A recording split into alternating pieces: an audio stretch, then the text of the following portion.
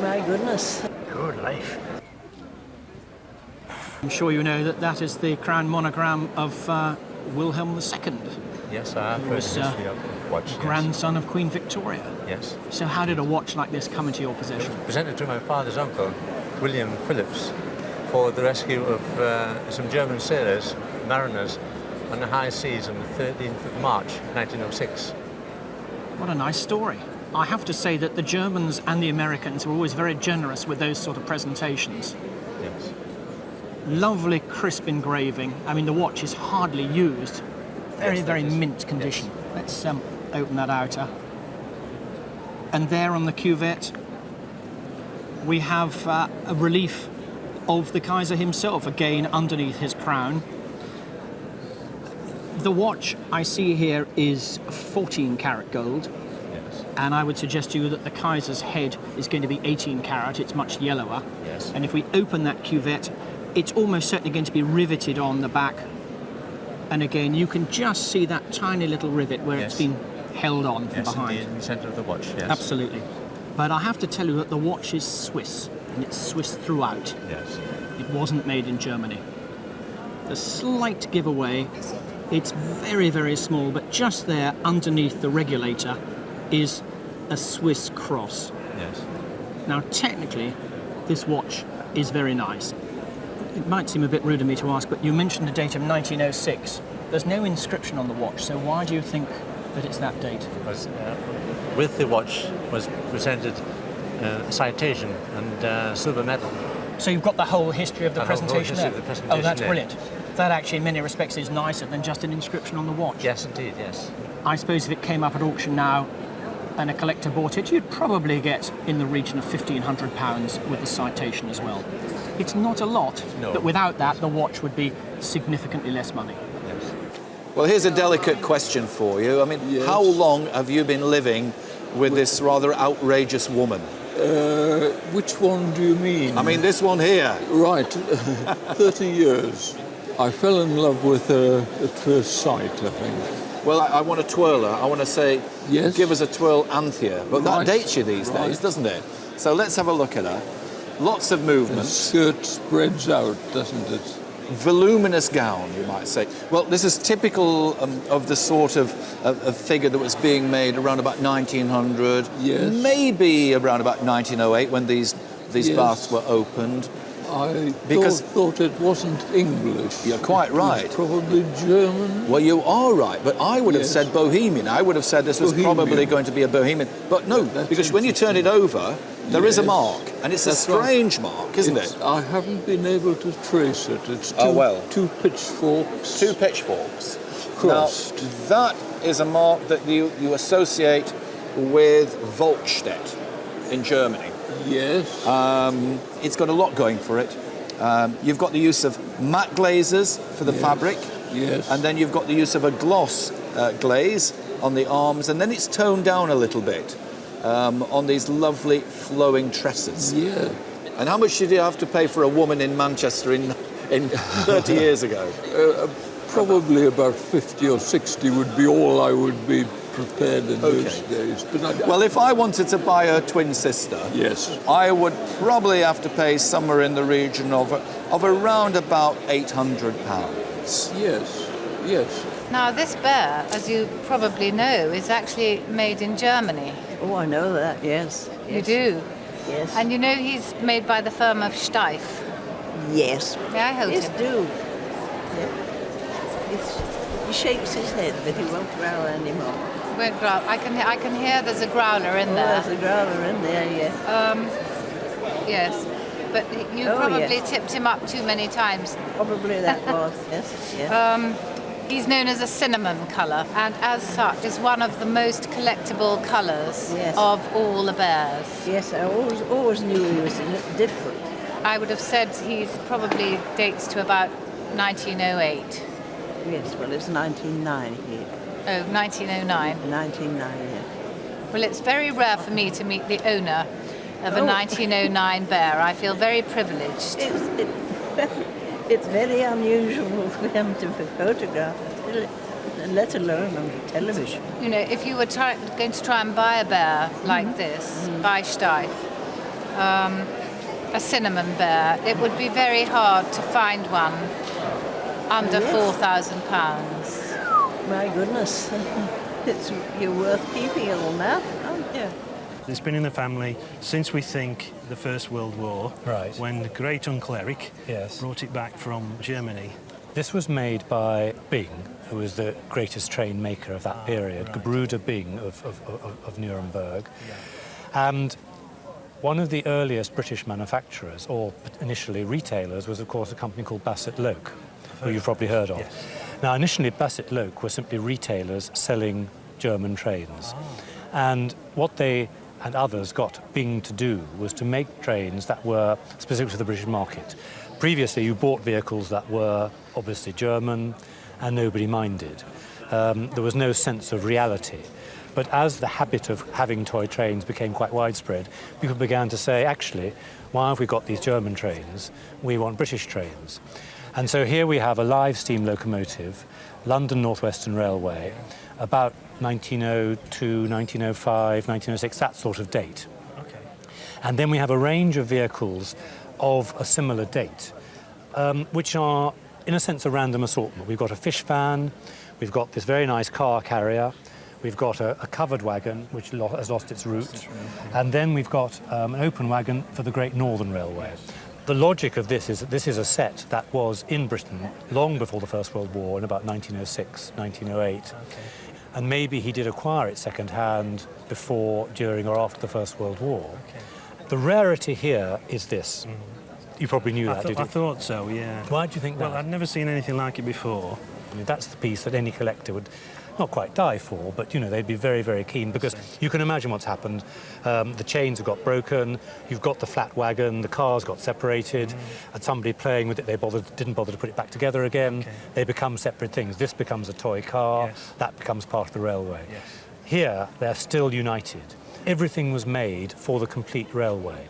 And this is before anybody significant in Britain was in the business. Bassett-Loke then got going, and of course, between the wars in the early 20s, Frank Hornby starts his Hornby trains, but he's really the first mass manufacturer for the British market. What's it worth? Well, that one, in that condition, is probably to a collector about £100, £150. The fish fan, which is unusual, and again in very nice, virtually unplayed with condition, again I'd say 150, 200 for that. Let's deal with the locomotive, worn inevitably through the firing, but still a very nice detailed model, possibly retailed by an English company. I'm going to say sort of £800 for the locomotive. Now let's come to that. In relative terms, that is a very rare wagon. So I'm going to stick my neck out and say about £300, £400, £500 for that, simply because it is such a rarity. But it means that altogether, you've got getting on for £1,800, £2,000. Yeah, a good investment then. Well, he hasn't been out of a bag for 40 years, at least. You've been keeping him in a bag? I haven't been keeping him. My daughter has been keeping him in a bag. When she was a baby, yes, she got it as a present, and our grandmother done a very foolish thing. She took the little Steiff badge out of the ear. She was scared of the baby swallowing it. Of course, then she didn't think anything about values, things like that. She was thinking more of safety. I've actually been to the Steiff factory in Germany where they put these buttons in, and it is so heavily stamped with a machine that it's jolly difficult to take out. And she got it out. Having said that, he's known as a teddy clown. Yes. Obviously. They were produced on the 28th of February, 1926. Yes. They were introduced at the Leipzig Trade Fair as the Joker. Now, 30,000 of them were made, and very few remain, particularly in good condition. His pads are remarkably good. They haven't even been moth-eaten, which so often is the case. So somehow your daughter must have put it in a moth-proof bag or something. The colour is an unusual colour. Usually they're either pink and yellow or red and blue, and this is a lovely, what some people call mauve, I call purple, whatever. Do you call that purple or mauve? I would call it mauve. Right, good, mauve. But his ruff would have been the same colour, and for some reason, because it's different material, it's faded a bit more. Yes. Now, have you got any idea of his worth? Well, some months ago, I had an approximate valuation. How long between ago? January. This January? This January, of a dealer. A dealer? Well, he's an antique dealer. He offered you some money? He didn't. Oh no, he thought it may be worth between £2,000 and £3,000. Did he? Yes, and that. And he didn't offer you that? No, he wanted to take it to London and have a valuation done there and to put it in an auction there. He said that I would have to pay his expenses in London, and he wanted 10%, and then whatever the auctioneers would be in London.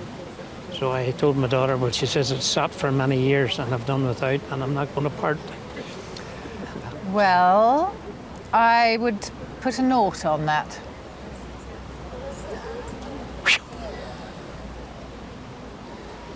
Is there a wheelchair to take me out of here?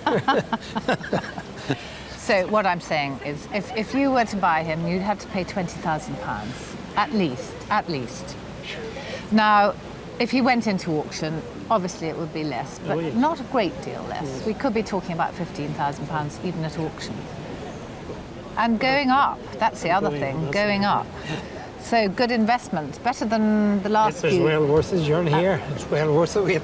The movement of these, I think, is absolutely brilliant. Marvellous. Yes, oh, he agrees.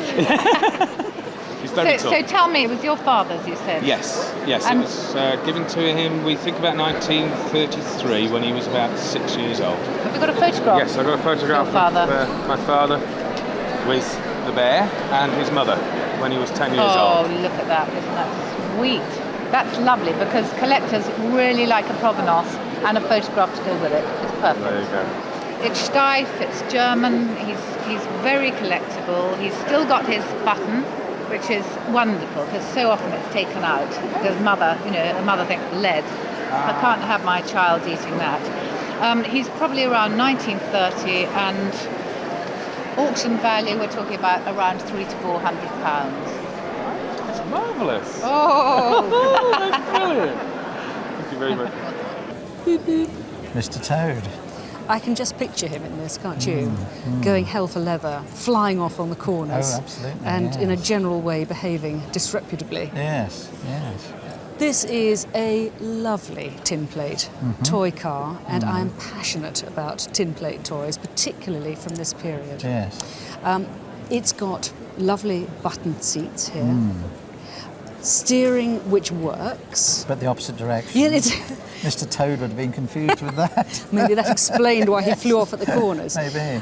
So that works nicely. It's got a little handbrake, so I suppose he could... onto the tyre. Onto the tyre, yes. so he could stop in an emergency. The maker I can tell you about, because we've got very clearly on the back here a lozenge, and in the lozenge are the initials GBN, which means Gebruder Bing of Nuremberg.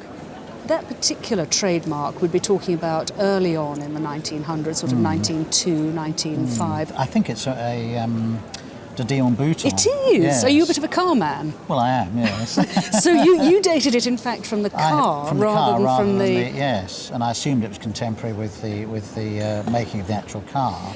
How much is a full-size de Dion Bouton worth these days? 20,000? 20,000, I would think, at least, yes. At least that, yes. I would say that this stands up really quite happily then in comparison to the value of the full-size one. Really? Because I would have thought we'd be talking about £1,500, perhaps £2,000. So, inch for inch, it's actually more valuable. Exactly, it's more valuable than the real thing. Naked ladies. Yes. Why have we got naked ladies? Well, I went to an auction and I just fell in love with them. I paid £50 each, but not at the same auction, about a year apart. Question is, why were they made? I'm not sure. Well, these date from about 1900, 1905. They were made in Germany. They're made of porcelain. And these have always puzzled me slightly, because here you've got two naked women and another naked lady lying down at a time when naked women were just not part of the scenery. You know, we're talking here late Victorian, early Edwardian, and you saw a woman's ankle and you were overcome with emotion. And here we've got naked women. So who were these made for and why? I think one explanation is possibly they were just bits of amusement which one man gave to another, and they went into the billiard room for a bit of fun. I think another possibility is these are, because they're German, nude bathing was quite common in Germany at this time. Was it? Yeah, and still is. This one's very amusing because somebody has knitted her a bathing costume out of, I don't know what, a stocking material or something, which one's only got to move down a bit and she's got her nakedity still there. I think they're great fun, and they are collectible. They are collectible. They're almost never marked. One factory which did make comparable... Oh yes, I'm so sorry. You're quite right. One factory that did make them was Gebäude Heubach. Yeah, they make dolls. That's absolutely right, yeah, at Licht. And it's possible that they come from there, but I'm not sure. I think your £50 was well spent, because I think the reclining lady, with or without her bathing costume, is worth in the region of £70 to £100. And the second one with the two naked ladies, which is terribly rare, I can see that one making £200 without any trouble at all. Very nice. Well, I love them. Well, that's the main thing. Thank you. Okay. Now, who is this handsome young man sitting on your knee? Well, he's called Musing Teddy. And is he amusing? He is. Let's see what he can do to amuse us. Well, he's got a very sort of startled look in his eye, hasn't he? He's got this incredibly alive expression with these big eyes, and he's got a very completely bald muzzle. That's nothing to do with you, but this is how the bears were made, with what's known as a shaved muzzle. Oh, right. So all this lovely long mohair plush was shaved off to give him this sticky out and bald nose. Yes. Now, you mentioned that he was yours. Yes. Are you going to date yourself and tell me when you... Isn't it rotten? Nobody asks you to date something if you've bought a plate in, but as a bear, you've got to date yourself. I think he originated in 1928. Ah, well, that fits in. Because there are lots of indications here which tell me who he may be made by. Oh, good. Coming down to his arm, at the bottom here, the way that these claws are stitched is very idiosyncratic. It is something rings bells then for one particular maker. And then coming down to his feet, if you look at the bottom of his feet, you can see that they're narrower at the top and they bulge out. So they're sort of pear shaped like a fruit, like a pear. Pear-shaped feet. But what really makes me certain of who he may be made by is the fact that when I squeeze his tummy, you can hear a little musical melody. Is that something you used to do as a child? Yes, that's why he's called Musing, which I couldn't say music. Musical Teddy. I see. That's great. Yes, it's wonderful. And that seems as if it has a complete tune. Great, and it's in good working order too. So I can tell you who he's made by. Oh, good. There was a man called Joseph Pittman, based in Nuremberg, and he registered a particular company name called Joppy, Joseph Pittman, Joppy, J-O-P-I, in 1922. And this is a Joppy bear. So everything about him screams that, and more particularly his tummy tells you that by that very particular hand-squeezed musical movement in his body. And value, what do you think? I don't know. Oh, go on, have a guess. A few hundred? As a guess? Certainly a few hundred. In fact, this particular type of bear has become incredibly popular with collectors, particularly when these bears are in really good condition, which I have to say yours is. And a few months ago, a bear just like this fetched £2,100. Really? So, that's where the market is, that's where the value is, and actually I think that's where the heart is. Absolutely. Mickey Mouse is certainly my favourite cartoon character. Was he yours? He was very much so, yes. He's been a great friend for a long, long time, Mickey Mouse. So you've had him since? Oh, I should say about 65 years, something like that, in that area. And he's been played with quite a lot. Not so much mine for a few years, but it still plays a little bit tune.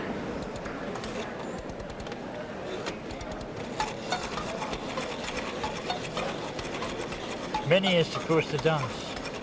She stands up there and dances up and down. Yes, she's supposed to dance, yes. Unfortunately, it's a one-armed Mickey. Yes, he was in the, we'll say he was in the war. He was in the wars. Well, these were made in Germany, in fact. Germany. And Germany was where the majority of Tinplate toys were made between the wars. Yes. And specifically for the English or American market. What's nice about this is all this lithography showing Mickey's antics. Yes. And what's often missing from this toy is Minnie, because she probably just lifts off, and children are very good at getting these lost. Yes, yes. So it's quite rare to find one still with the Minnie Mouse there. What about the box? What happened to the box? The box? Oh, no. Don't know where the box is. No.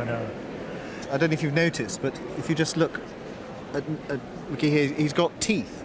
Ah, yes. Do you see? Yes, he has. And he's got quite a pointy nose as well. Yes.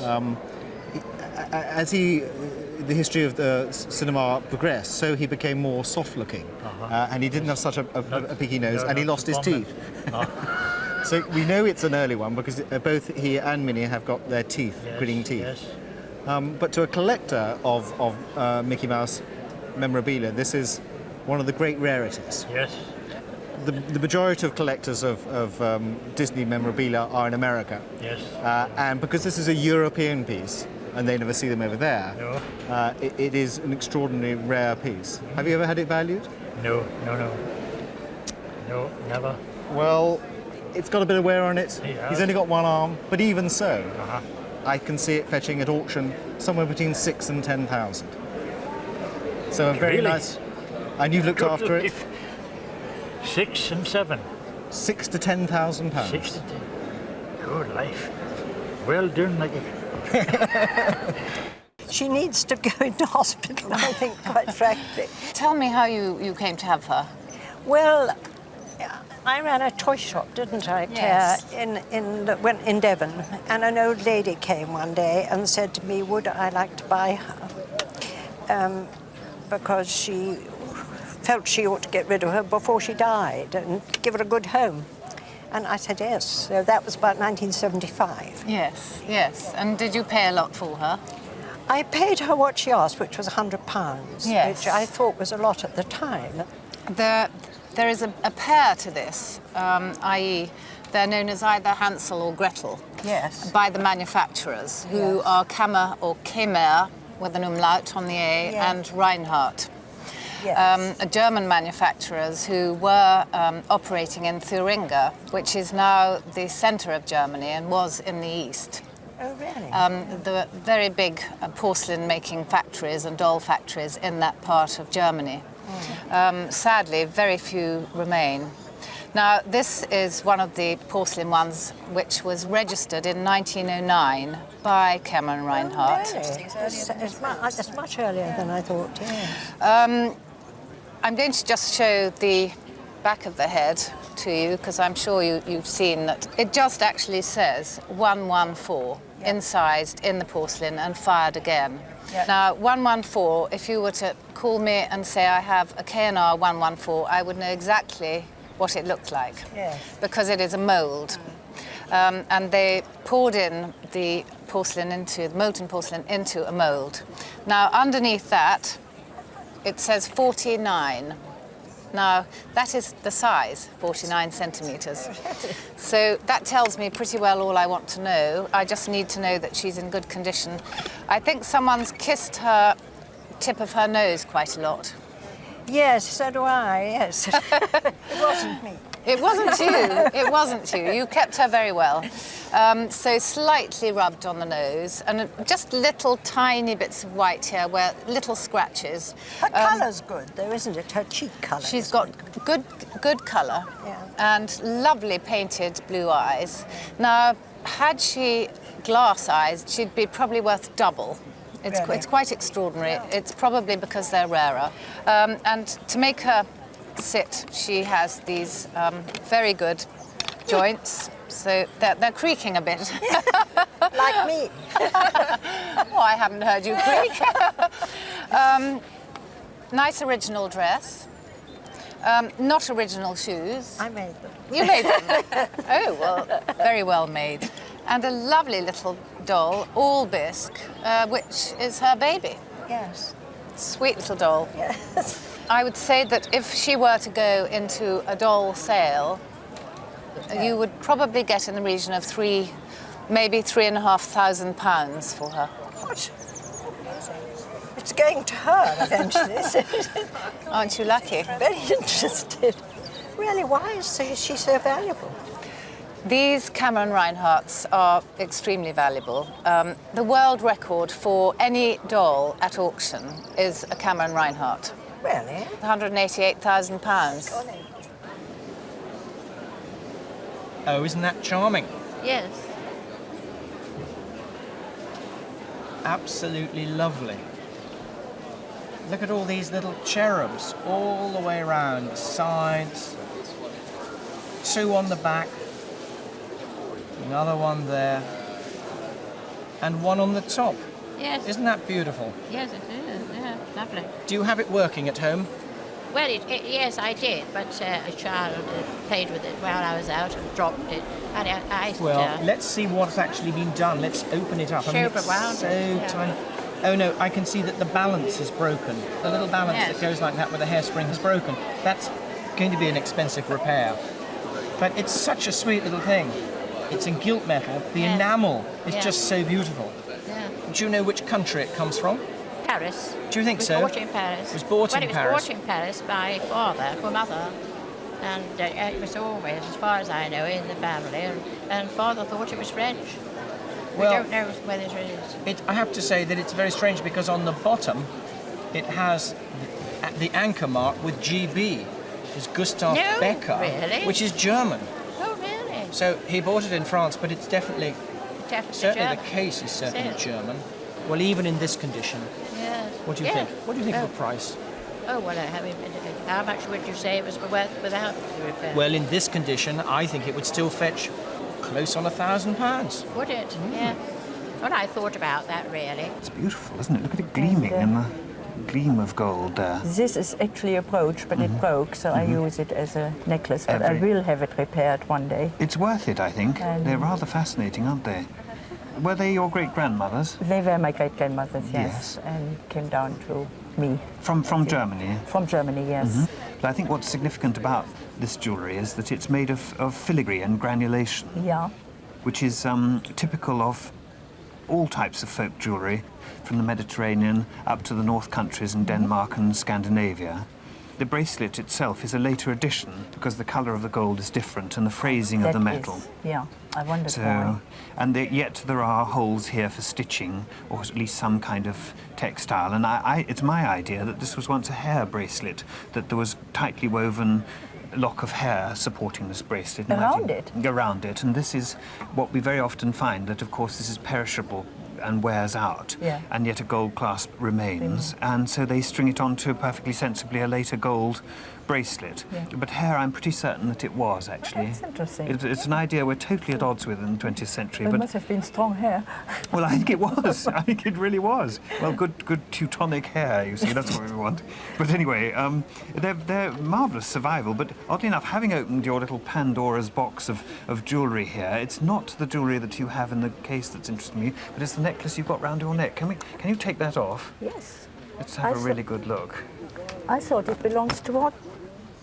You thought it became part of it? Yes. Yes, I think it's not actually part. Because it's similar. The clasp, if you look at it, it's similar to... Well, it's decorated again with these tiny granules of gold, which gold is the most mysterious commodity because you can solder granules of the tiniest dust-like proportions to the surface of gold and give it this very interesting texture, and that's been going on since very ancient times. And these have erroneously been called muff chains. They're not muff chains. Because they were long, it was assumed that a muff would hang on it and put your hands through it. And it's quite nice to be able to sort of demolish that terminology once and for all, because they simply are not muff chains. They're simply there for decoration. It dates from about 1840. And it's this one that's really disproportionately valuable, because complicated gold jewellery, not easy to wear in the 20th century. And these two, fascinating as they are, they're worth low hundreds of pounds, say 350, 450 for the clasp alone, and with the bracelet, 500 pounds. But this one, put it down on your little inventory for 2,000 pounds. Surprised? Yes. Good. I've heard of multiple personalities, but this really does take the biscuit, doesn't it? Well, yes. They certainly are very unusual, and I'm surprised to find one here. Now, what's the background on this one? Well, only that it belongs to my aunt, and she gave them to me when I was a child, and that's all I know about it, really. And when she gave you the, what should we call it, the set, Yeah. let's call it the set, did you like it or did you find it a bit... No, I liked it. I was rather fascinated by it. And I did used to put the different heads on from time to time. Yes, because... it's like having 4 dolls. Exactly. I mean, It's a very clever system. Yeah. You have the body, very nice jointed body, with a lovely layers and layers of underskirts and petticoats, and then this very pretty little overdress here on top, a nightdress perhaps. We have one here with eyes that open and close, and then 3 other heads with different sorts of hairstyles. I mean, this one could almost be a boy's haircut, couldn't it? I used to think of that as a boy. As the boy. And then one here with golden curly locks. And the last one, oh, this is great. She's got what I call a pair of headsets on, a pair of sort of telephone headsets. Wonderful sort of horns, like croissants of plaits either side.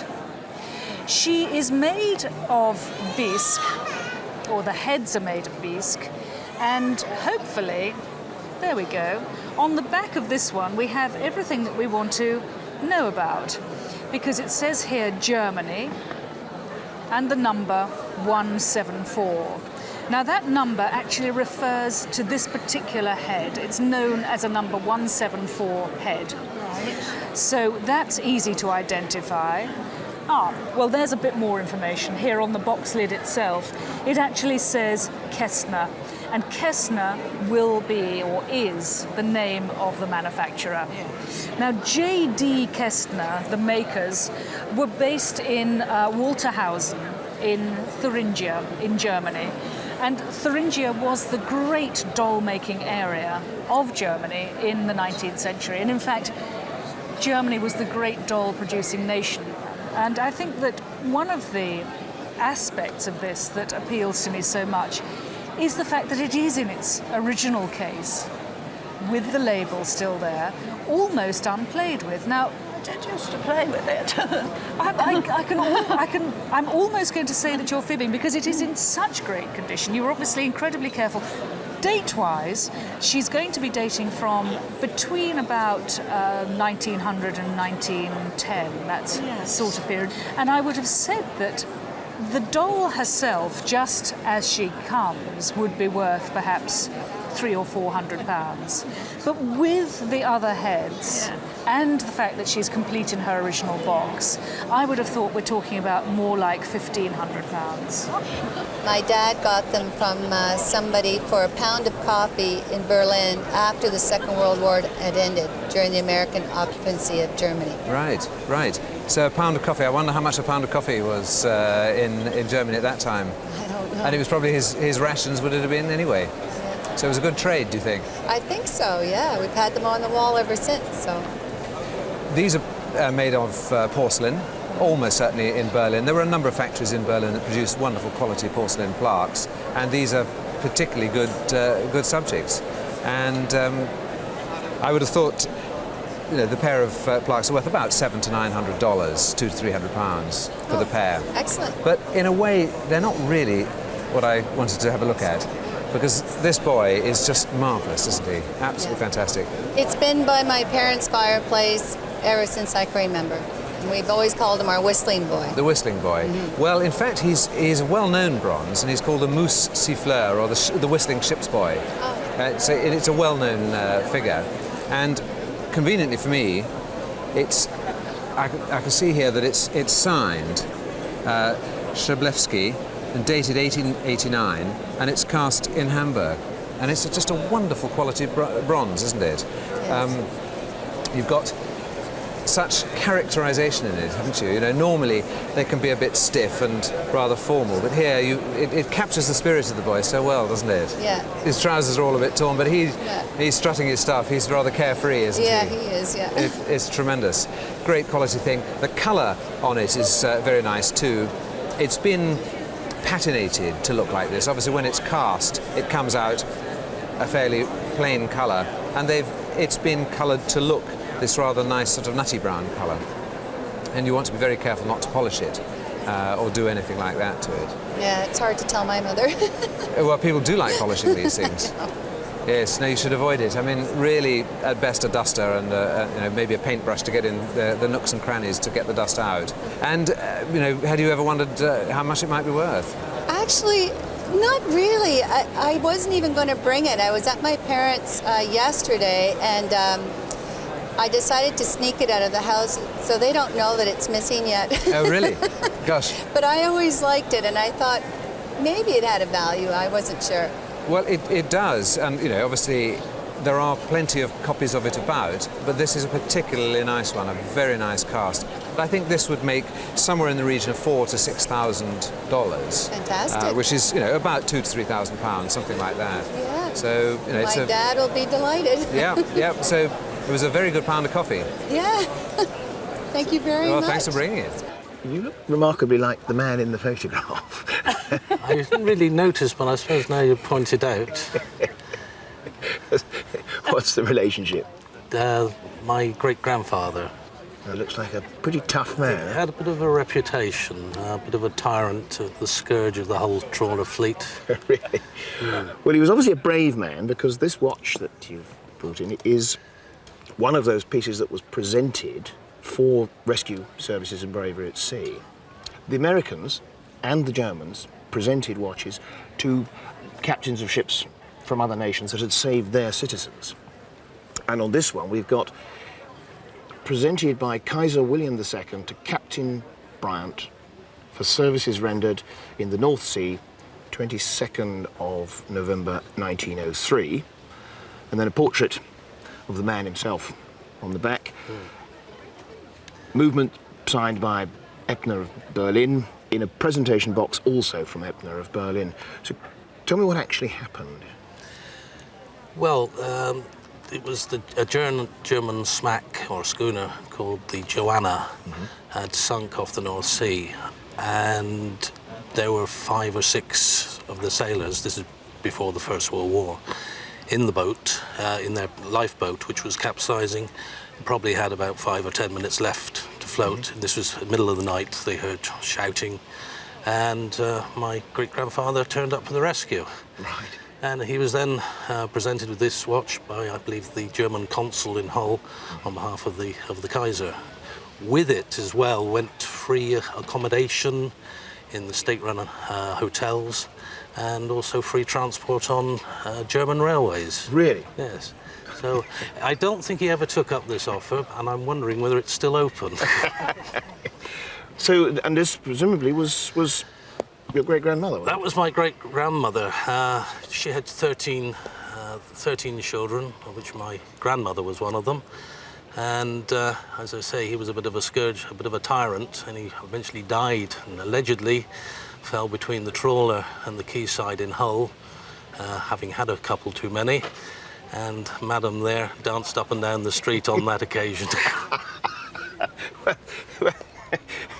What a character. It's fascinating. I've seen a couple before, but never with such a complete history. It's an impossible thing really to value, because it's totally of family importance. But I can say that although it's a pleasant enough gold watch, it would be £200 or £300 without the history. and as it is, probably something between 2,000 and 3,000. Really. Fantastic story. Thank you. I just can't believe this is the box for a Shuco scent bottle. Look at that. And look at the colour of it too. It's lovely, isn't it? How did you find it in such good condition? Just car boot stand. You go to a lot of them? I do, yeah. What time do you get there? 4:30. They don't open at 4:30 in the They morning. do. Do they? They do. And that's how you found him? Yeah. What, just sitting there? No, it's in the chest of drawers. That is fantastic. Look at that colour. Shuco was a very good German maker, you probably know. These were patented in 1926. The fact that he's in the original box adds another, well, double what he would otherwise be making at auction. Do you mind if I ask you how much you paid? It was £3. Well, you've done extremely well. With the box, 500 to 700. Really? Fantastic, thank you. That's lovely, thank you very much.